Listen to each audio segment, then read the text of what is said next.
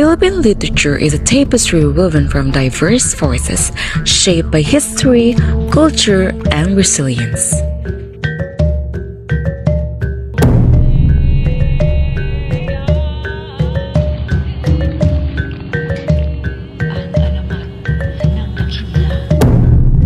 In the pre-colonial period, literature lived in oral traditions, epics, riddles, and proverbs, reflecting the beliefs and practices of early Filipinos.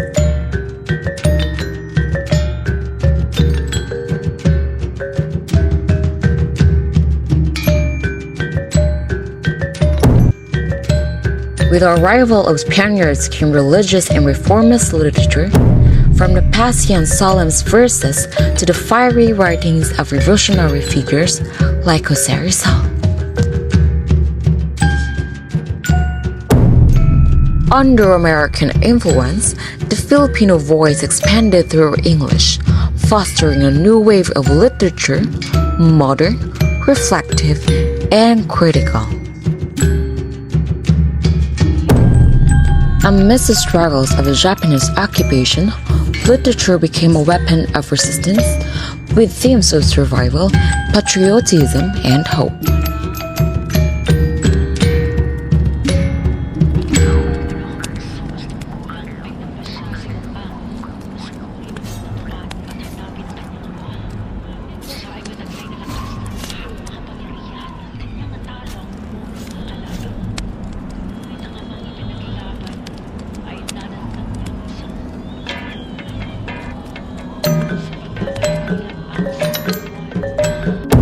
Post-war and contemporary literature reflect the diversity of Filipino experiences, from migration stories to bold critics of society.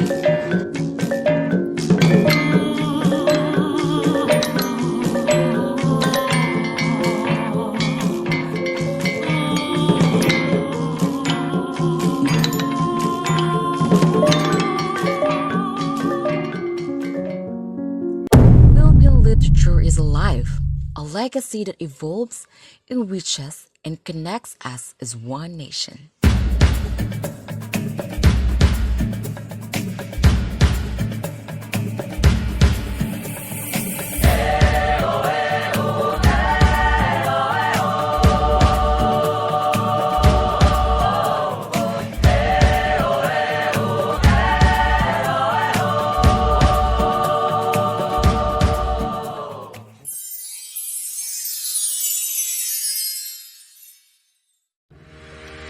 Welcome to a journey through the vibrant tapestry of Philippine literature. For centuries, Filipino writers have used their words to reflect their experiences, express their hopes, and shape their national identity. Today, we will explore this rich literary heritage through an interactive timeline showcasing key periods and influential figures.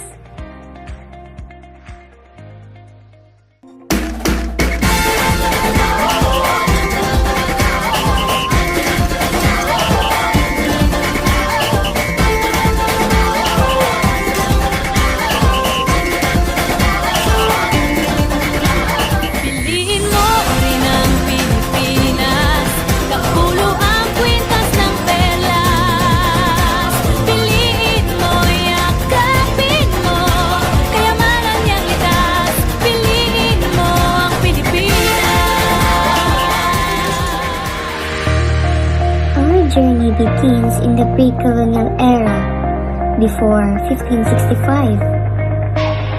Long before written words, the stories, beliefs, and history of the Philippines were passed down through generations via oral traditions. These weren't just stories, they were the lifeblood of communities.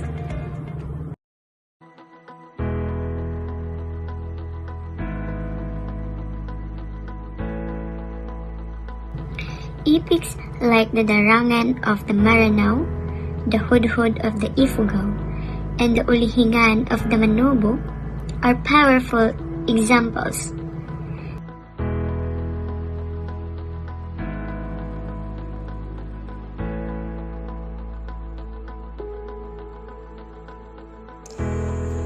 Ang biag ni Lamang.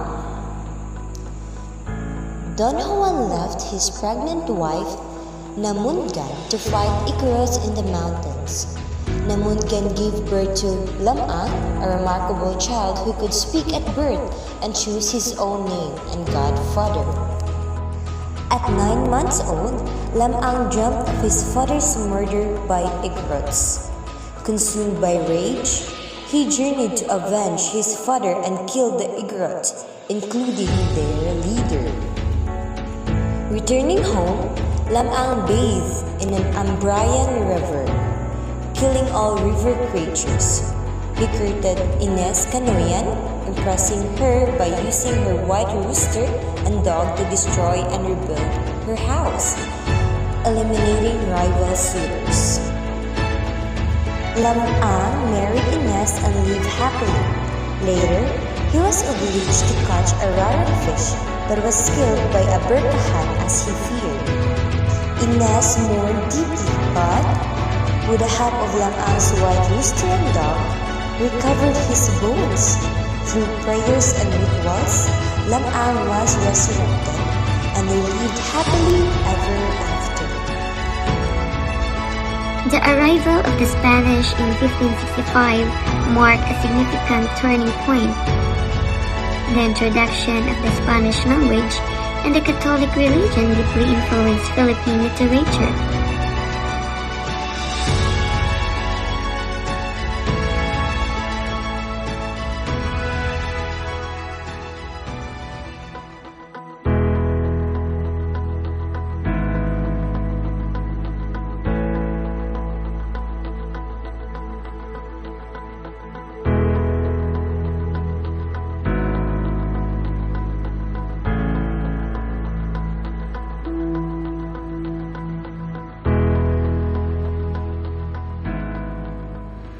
Religious works like the Passion, devotional poems recounting the suffering and the death of Christ, became incredibly popular. Plays like Comedia and Murmuro combined religious themes with local elements, providing entertainment and a means of cultural expression. However, even with this context, seeds of national identity began to emerge.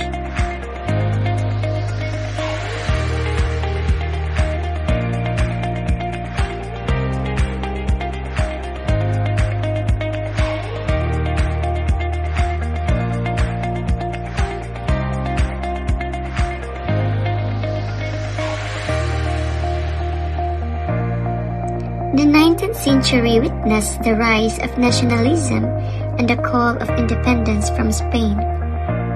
Literature became a powerful weapon in the struggle.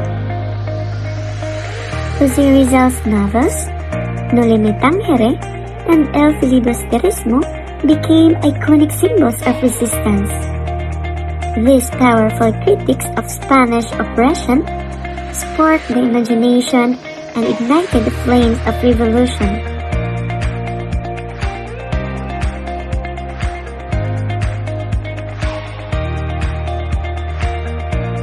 Writers like Jose Garcia Villa experimented with new poetic styles, while others explored themes of national identity in the context of American influence.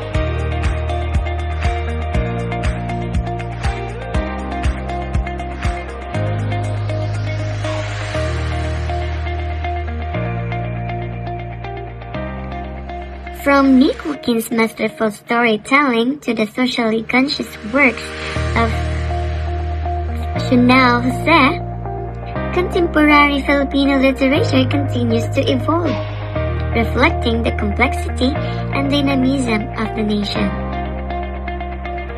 Post-war Philippines saw a flourishing of diverse voices, exploring themes of identity, politics, and social issues.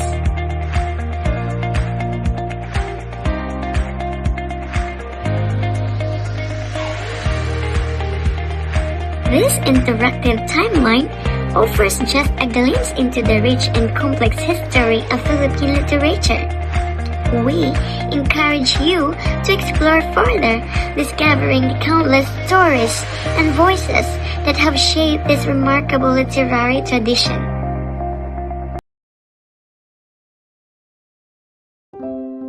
Jose Protasio Rizal Mercado y Alonzo Yalonda was born on June 19, 1861 in Calamba, Laguna, to Francisco Mercado and Teodora Alonzo. A prolific writer, poet, and doctor, Rizal pursued higher education in Manila and Europe, excelling in medicine, philosophy, and the arts. Rizal's novel ignited the Philippine Revolution and became foundational texts for Philippine nationalism. He is regarded as the father of Philippine literature in Spanish. His major works are No Limitang Here on 1887. It is a novel exposing social injustice, corruption, and abuses under Spanish colonial rule. The second one is El Filibusterismo on 1891, a darker sequel emphasizing the necessity of revolutionary change. The third one is Mi Ultimo Adios on 1896. It is a farewell poem written on the eve of his execution, expressing love for the Philippines and hope for its freedom. Our next national author is Francisco Balagtas. Francisco Balagtas was born on April 2, 1788 in Bulacan, was a Filipino poet and playwright who is widely regarded as one of the most important literary figures in Philippine history. Despite growing up in poverty, he pursued his studies at Colegio de San Juan de Letran, where he learned grammar, Latin, and philosophy. Balagtas lived during the Spanish colonial period, a time of social and political unrest. His writings often reflected the injustices of the time, cleverly embedding critiques of colonial rule in his poetry. His works remains a powerful voice for the struggles and resilience of the Filipino people. One of Balagtas' most famous work is Florante at Laura, written in 1838. This allegorical poem explores themes of love, betrayal, and oppressions while serving as a subtle critique of Spanish colonial rule. It is considered a masterpiece of Philippine literature and continues to be widely read and studied. Balagtas is known as the Prince of Tagalog poets and the father of Philippine literature. His influence on Tagalog poetry is significant, inspiring countless writers and preserving the richness of the Filipino literary edition. Francisco Balagtas passed away on February 20, 1862, but his works and legacy continue to resonate with readers. He remains a symbol of the power of literature to challenge oppression and inspire future generations. Another national author is Nick Joaquin. But who is Nick Joaquin, and what are his works and contributions to Philippine literature? He is also known as Nicomedes Joaquin, and he was a Filipino writer, a journalist, and playwright who is widely regarded as one of the greatest literary figures of the 20th century in the Philippines. He was born in Paco, Manila in 1917 and spent much of his life in the city, where he was deeply involved in its cultural and intellectual life. Joaquin's writing career spanned several decades, and he was an incredibly versatile writer who worked in a number of different genres, including fiction, poetry, and drama. He is best known for his works of fiction, which are characterized by the rich descriptions of Philippine culture, history, and folklore, as well as their vivid and imaginative depictions of life in the Philippines. One of Joaquin's most famous works is The Woman Who Had Two Navels, a novel that explores the themes of identity, history, and the relationships between individuals and their families. The book is considered a masterpiece of Philippine literature and is widely read and studied in the country. Joaquin was also an accomplished journalist and wrote numerous articles and essays in Philippine culture, politics, and history. He was known for his incisive and insightful commentary on the political and social issues of the day, and his writings remain relevant and thought-provoking today. Throughout his life, Joaquin was a passionate advocate for his Philippine culture and was deeply committed to promoting the work of Filipino writers and artists. He was awarded numerous literary prizes and accolades for his work, including the National Artist Award for Literature, which he received in 1976. Nick Joaquin died in 2004, but his legacy continues to live on in his writing. He is remembered as one of the greatest writers in Philippine history, and his works are widely read and studied both in the Philippines and abroad. We also have Cebuano authors in the Philippine literature, like Ernesto de Gombis Lariosa, also known as Nyor Erning, was born on December 11, 1944, and passed away on August 20, 2019. He was a Filipino-Visayan writer, poet, and columnist from Cebu, Philippines, who received 3 Palanca Awards for Cebuano short stories. In 2003, the Cebu city government acknowledged him as the vanguard of Cebuano literature. He has written 150 stories and almost 300 poems since 1964. He has also authored love-themed short books and dramas. On February 25, 2019, Nyor Erning received an award at the Golden Jubilee Convention of Bathalad for being one of the top 15 literary writers in Cebuano in the post-World War II era. Some of his famous literary works include Bugti, Baybayon ni Simon, Sagdapanay, Kalisob, and Crackshots and Other Stories, which explores themes of cultural identity, human relationships, environmental and social dynamics, and resilience and struggle in the Cebuano community. Ernesto de Gombis Lariosa also made a significant impact on the Philippine literature by promoting the Cebuano language and culture. His award-winning stories like Bugti and Baybayon ni Simon focus on everyday life, human relationships, and Cebuano traditions. He also wrote Cebuano's first epic poem, Kalisob, which is a long, detailed story celebrating local history and values. He was instrumental in promoting Cebuano literature as a key member of Bathalad and inspired young writers to use their native language. Beyond fiction, he documented local history in books like The History of San Fernando, helping preserve Cebuano culture for later generations. A native of the town of Barili in Cebu, Pantaleon Cardenas was born on July 27, 1893. He wrote fiction and poetry under various names like Alex Banuag, Pio Cardinal at Tagabukid. Rizal, ang bayani of Sinakit, Wala na'y panahon, and Ubus sa Magdalisay are some of the books he published. In 1923, he established the Barili Press. He spent his early education in Barili, pursued his higher education at Colegio de San Carlos, and was sent to Manila to study at Instituto de Borges. He migrated to Ozamis in 1939. Cardenas died at the age of 65 on January 17, 1959. The contribution and works of Cardenas is, first, fiction and short stories. Notable work include Andoy, Ang Hininginlan, Silot sa Maluibon, Manhikan sa Kasakit ngadto sa Kalipay. His stories were often published at Cebuano magazine, Bagong Kusog, where he explored themes of love, suffering, and redemption.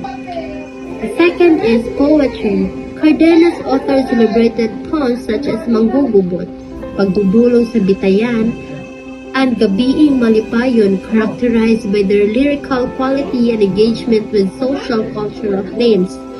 Third is essays. These essays, like Angay Tangbuhaton, often delve into societal issues reflecting his insight on culture and politics. Fourth is legacy. Cardenas founded the Barili Press in 1923, contributing to the local literary scene.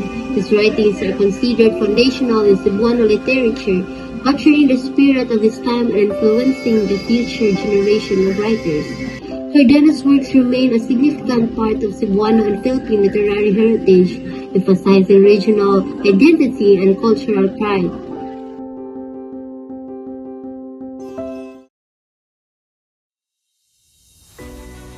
Philippine literature is not just words on paper, it is the lifeblood of our identity as Filipinos. It tells us the stories of our triumphs and tears, our courage and compassion. Through it, we uncover who we are and where we've been.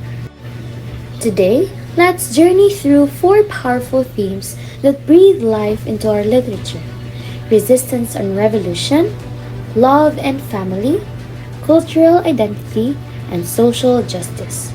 These themes are not just reflections of our past, they are calls to action for our present and future. Filipino literature has long been a torch in the darkest of times. Writers like Jose Rizal, Amado V. Hernandez, and Andres Bonifacio wielded their words as weapons against colonial oppression. Rizal's No Limit Tangere dared to expose the corruption and abuse of the Spanish regime. Lines like, "I die without seeing the dawn brighten over my native land," ignited a fire in the hearts of Filipinos, inspiring them to fight for freedom. But resistance isn't just a rebellion. It's about resilience. It's about holding on to our truth and refusing to be silenced. In the heart of Philippine literature lies love, a love that endures. It is the unbreakable bond of family in Ibong Adarna, where loyalty triumphs over hardship.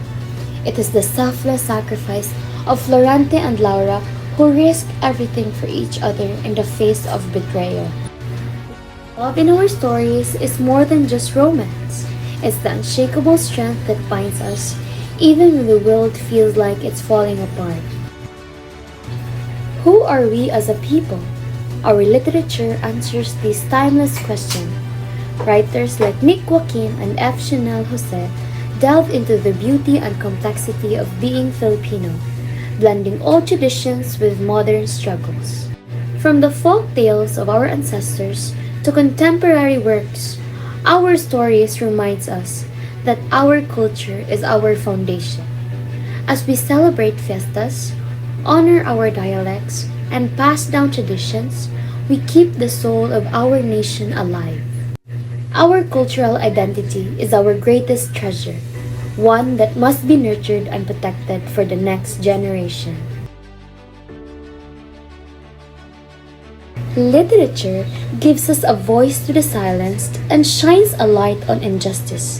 In America is in the Heart, Carlos Bulusan captured the plight of Filipino migrants, their struggles and dreams echoing across generations. Luwalhati Bautista's Dekada 70 portrayed a mother's journey to protect her family during martial law while fighting for the freedom of a nation. Our stories call for action. They remind us that change begins when we acknowledge inequality and demand a world where everyone has the right to live with dignity.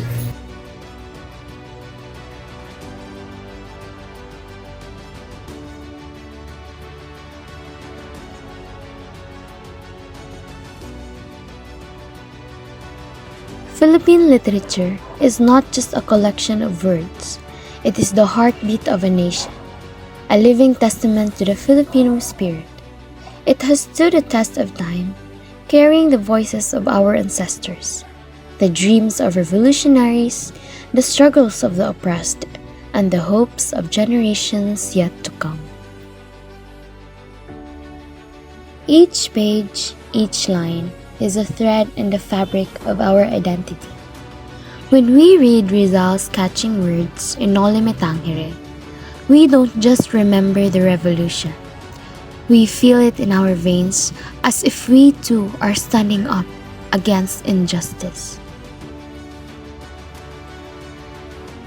When we hear the lullabies of our grandmothers or the folk songs of our provinces, we are reminded of a home that never forgets us, even as we wander far.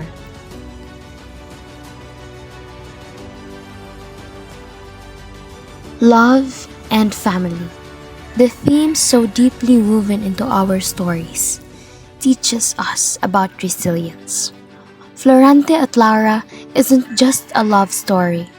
It's a story of sacrifice, loyalty, and enduring hope even when the odds are insurmountable. And isn't that who we are as a people? We hold on to love as if it's the only thing that matters, because in truth, it is. But literature doesn't just comfort, it challenges. Writers like Nick Joaquin and F. Chanel Jose force us to confront the complexities of our identity. Are we the proud, independent Filipinos of our forefathers? Or are we still searching for who we are in a fast-changing world? Their works reminds us that identity is not static. It is a journey, one that we must take together as a nation.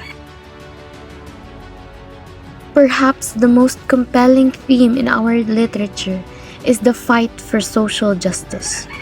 From the aching words of Carlos Bulosan to the bold defiance of Luwalhati Bautista, our stories refuse to let us look away from inequality. They show us the faces of the silenced, the forgotten, the marginalized, and they remind us that their stories are our stories. Philippine literature is not just a mirror, it is a torch.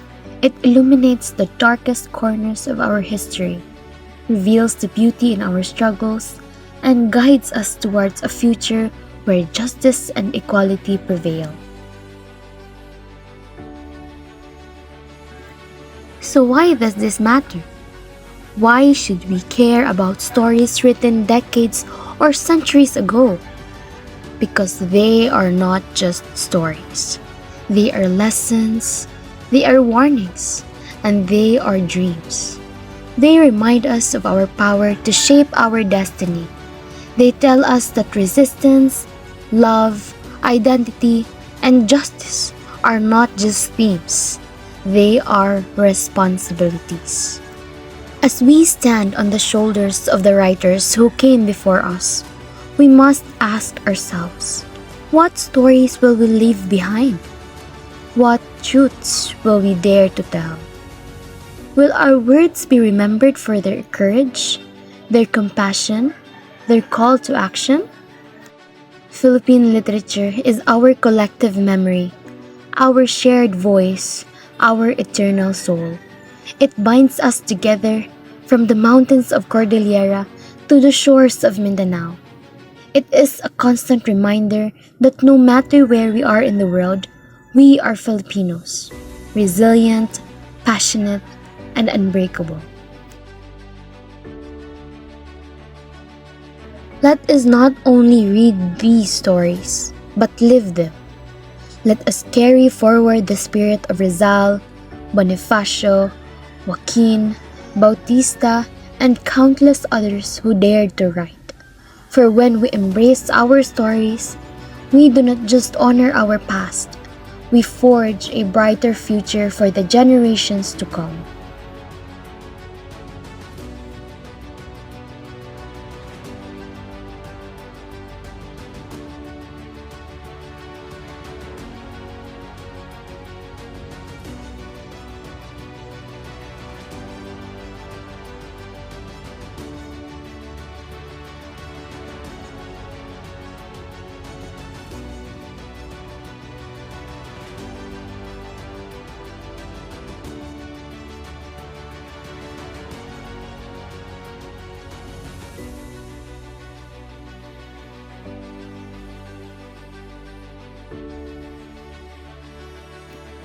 Philippine literature is not just ours to write. Philippine literature is not just ours to remember. It is ours to write, to create, to share, and through it, we will ensure that the spirit of our nation burns brightly forever.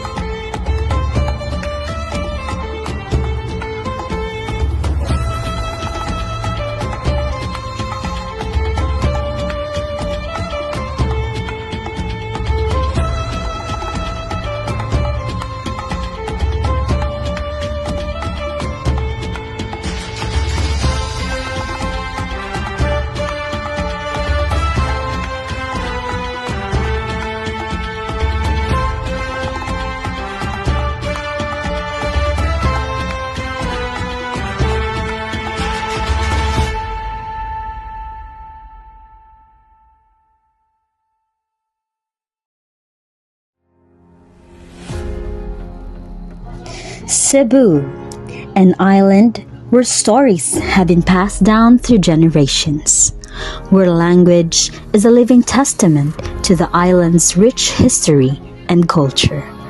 From ancient oral traditions to modern literary works, Cebu has been a cradle for the stories that shape our identity.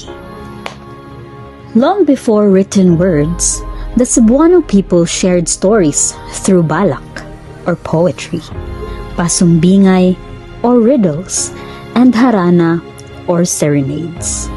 These tales about gods, heroes, and everyday life preserved the wisdom and values of the community. When the arrival of the Spanish in the 16th century, writing became a tool for recording history. The Cebuano people embraced these influences, merging them with their own traditions to create a unique literary voice. Writers like Francisco de Lirio in the 19th century shaped Cebu's literary culture, and the Cebuano balak became celebrated across the country.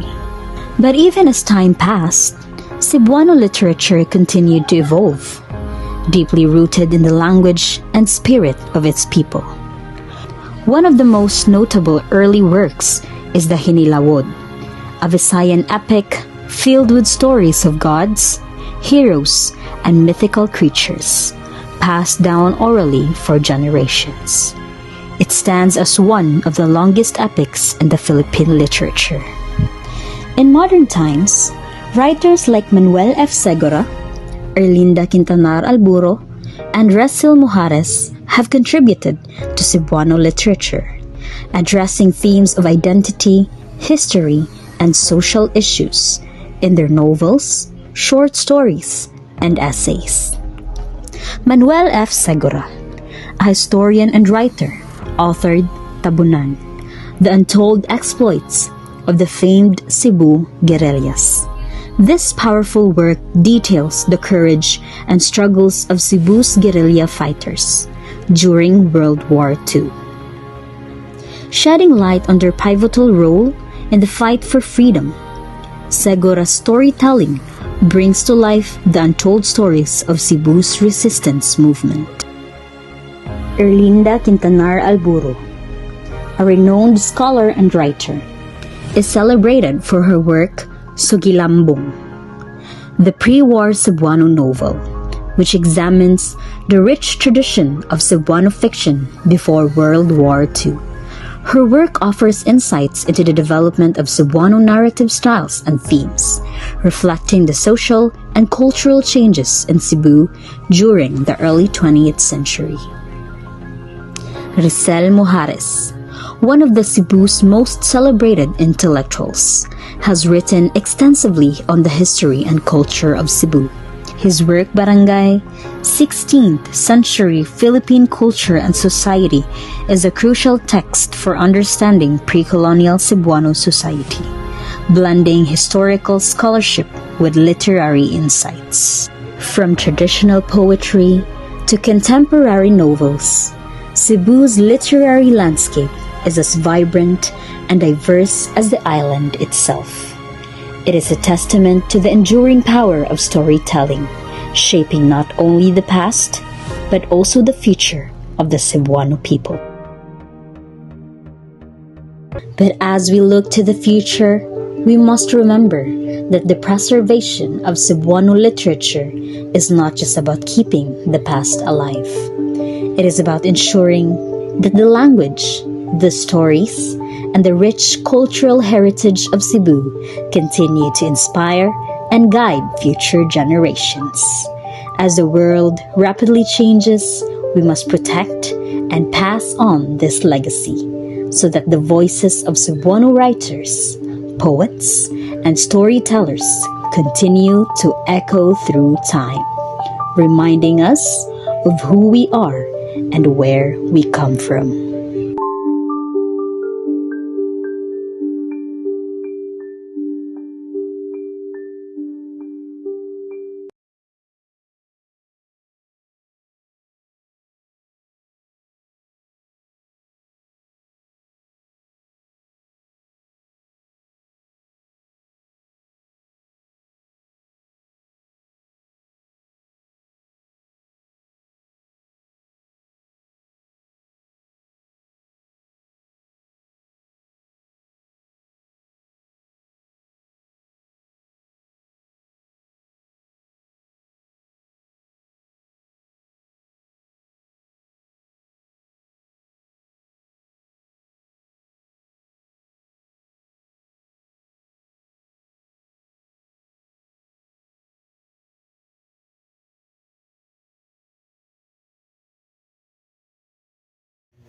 How does Oho ang Tigang na Lupa reflect the societal expectation placed on women during its time?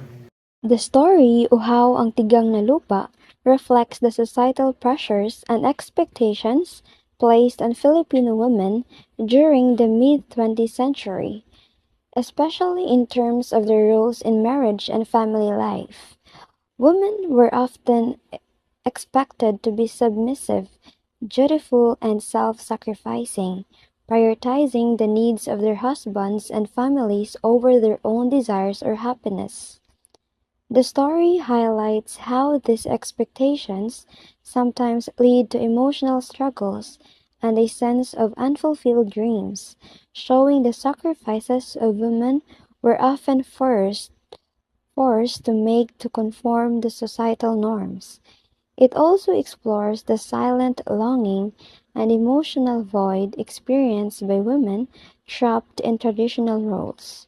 Through its realistic portrayal, the story sheds light on the quiet strength and resilience of women navigating such challenges. What aspect of Manuel Arguela's upbringing in a rural setting influenced his storytelling, particularly in How My Brother Leon Brought Home a Wife? Well, I guess Manuel Arquila's rural upbringing in Barrio Nagribcan, Bawang La Union deeply influenced his stories. Maybe his experiences in a farming community, shaped his vivid depictions of rural life, of how he perceived it, particularly in How My Brother Leon Brought Home a Wife, which reflects his intimate knowledge of the Filipino countryside. What theme in Lupang Tinubuan highlight the importance of cultural identity and belonging? Lupang Tinubuan by Narciso Reyes emphasizes themes of belongingness, cultural identity, and the enduring connection to one's heritage. This story that he created is very helpful. We all can say that because even if the time changes or the season changes, it helps us remember that we need to recall the things that helped us to become who we are today and who molds us to become the person that we are today. It also reminds us that we have a place and people that we can call our own, and it will not let us go away or be far from the person that we are surrounded with. We need to look back to where we come from. How does Bulusan use Two Faces of America to explore the duality of hope and disillusionment in the immigrant experience? So the story titled Two Faces of America by Carlos Bulusan, it highlights the conflicting emotion of hope and disillusionment in the immigrant experience. Well, he contrasts the ideals of freedom and equality with the harsh reality of racism and exploitation that immigrants often face. Through his writing, he shows the strength and determination of immigrants who continue to persevere despite these struggles, capturing the bittersweet reality of their life in America. How did Liwaywar Arcelo's experience as a journalism shape her storytelling in Oho Ang Tigang na Lupa? Liwayway Arceo's career as a journalist deeply shaped her storytelling in How Ang Tigang na Lupa. Through her work, she was exposed to various societal issues and had the opportunity to observe the complexities of human relationships, particularly the struggles faced by women in a patriarchal society. This exposure allowed her to write stories that were rich in emotional depth and social commentary. In Uhaw ang Tigang na Lupa, her portrayal of the inner conflicts of women reflects her understanding of their sacrifices, silent suffering, and resilience. Arceo's journalistic background also influenced her ability to capture the nuisance of Filipino culture, traditions, and societal norms, making her characters and their experiences relatable and authentic to her readers. Her stories often go beyond mere entertainment, shedding light on issues like gender roles, family expectations, and the pursuit of personal happiness amidst societal pressures. How does Argela's depiction of Filipino rural life reflect the societal norms during the pre-war era in the Philippines? The story vividly captures the simplicity and beauty of rural Filipino culture during the pre-World War II period, a time when the Philippines was primarily agrarian, and the rhythms of daily life were deeply intertwined with the cycles of nature and the seasons. This period was marked by a traditional way of living that placed a high value on community, family, and the land. It illustrates the challenges of adapting to different lifestyles and values during this period. How does Lupang Tinubuan reflect Filipino values tied to land and heritage? The narrative highlights the bond Filipinos have with their homeland, portraying the emotional and cultural significance of returning to one's roots. We all have noticed that the story Lupang Tinubuan is very helpful and important because it helps us to recall and look back to where we come from and who molds us to become the person that we are today. It also helps us recognize the people and the culture that we have in order to become an effective citizen and a proud Filipino. How did Carlos Bulusan's immigrant experience in America shape his views and writings, such as Two Faces of America? My understanding of Carlos Bulusan immigrant experience in America, well, it shows how deeply it shaped his views and writings. He went through racism, poverty, and exploitation, which led him to question the nation's promises of equality and freedom.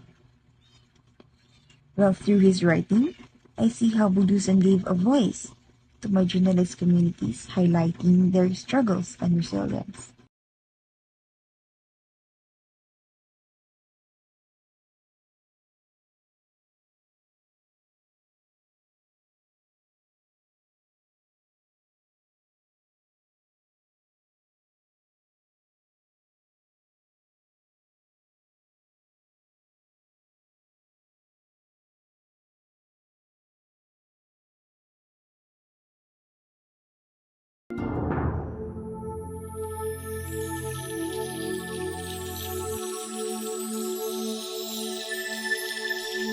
Tara na kanta na Pilipinas, oh, tara na kanta na Pilipinas.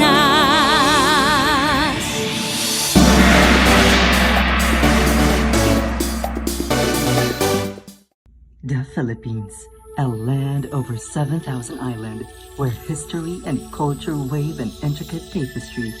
In every corner, stories are told, not just through words, but through the songs we sing, the dances we perform, and the festivals we celebrate. This is a journey through the heart of Philippine heritage, a story of rediscovery, where the past meets the present.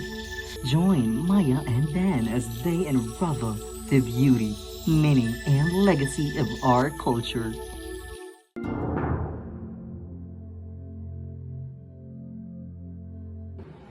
Ben, did you know that our traditional performances like Sarsiala, Kundiman songs, and festivals like Sinulog, they are deeply rooted in our literature and history? They're like living connections to our ancestors. That's cool, but I've always been more into the visual side of things, like the color, the dances, and the vibe. Why don't we explore this together? You mean an actual trip to see live performances? Exactly. Why don't we start with Kundiman and then move with folk dances like Tinikling and maybe even with bigger festivals like Sinulog. I'll bring my camera with me. Hey! Let's go.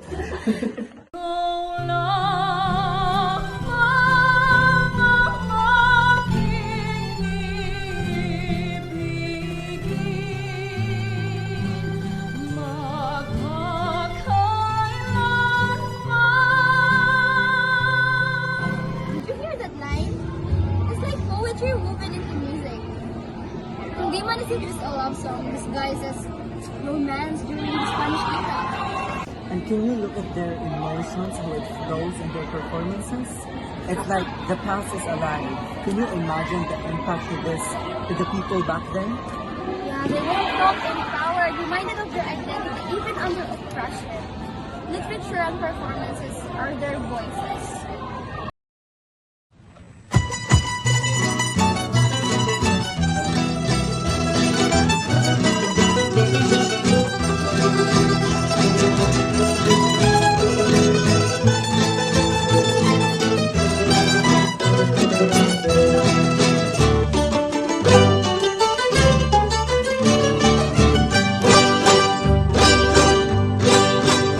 This is incredible, the timing, the energy. But where's the connection to literature here? The Tinikling tells a story too. It's about resilience. Farmers evading Spanish colonizers who punished them by making dodge bamboo traps. It's history turned into art, just like how oral traditions became epics like the Agdilamang.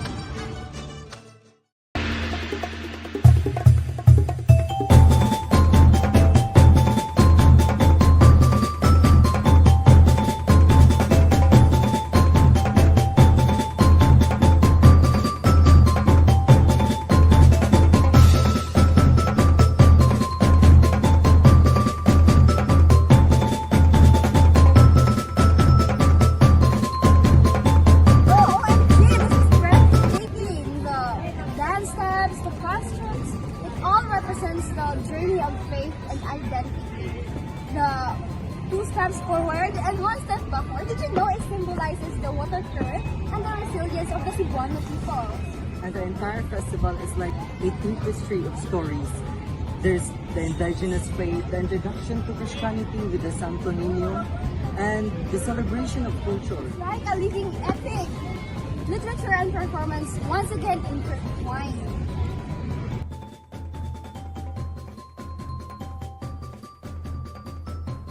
You know, exploring these performances made me realize that literature isn't just words on a page. It's alive. It's songs, dances, festivals, and plays that continue to inspire us. And now I get it. Every step, every beat, every scene is a thread connecting us to the past and guiding us to the future. Let's keep exploring then. And I'll keep filming. Who knows? Maybe one day people will also be inspired with our journey and they will dive in our culture too.